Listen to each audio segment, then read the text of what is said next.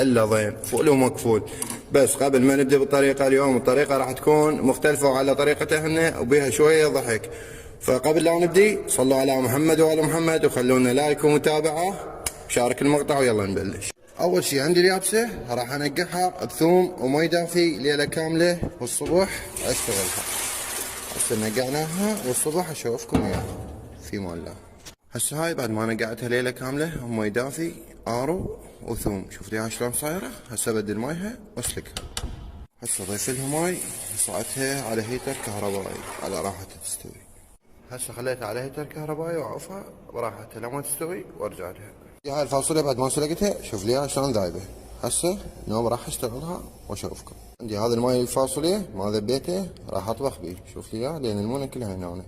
كمل وارجع لكم. حتى نسوي الفاصوليا مالهن مال ايام قبل نحتاج شويه بصل وهواي ثوم، معجون وكاتشب يكون اختياري بس ينطيك طعم. البهارات بهارات جدر مشكل، نص خاشوقه كركم، نص خاشوقه دارسين، نص خاشوقه فلفل اسود على مود الغازات، وايضا تكون اختياريه يا حبايبي. هسه جدر فافون مال حبوبتي والشفشير مال امي اشعل عليهن النار، اخلي الجدر يحمل. هسه حمى الجدر مال حبوبتي انزل شويه زيت جبتها من بيت عمتي. حمى الزيت عندي انزل عليه البصل والثوم اللي جابهن جدي من الستينات بعدين الثلاجه. هسه تكرمل عندي انزل عليه معجون جبناه من الدكان. بشفشير امي اخلطهن.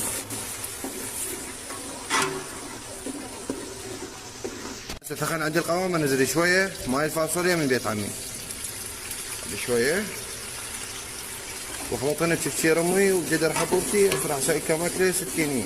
هسه بشفشير امي اللي بخير والبركه اظل احمس بالصلصه على ما تطلع ريحه المعجون والثوم.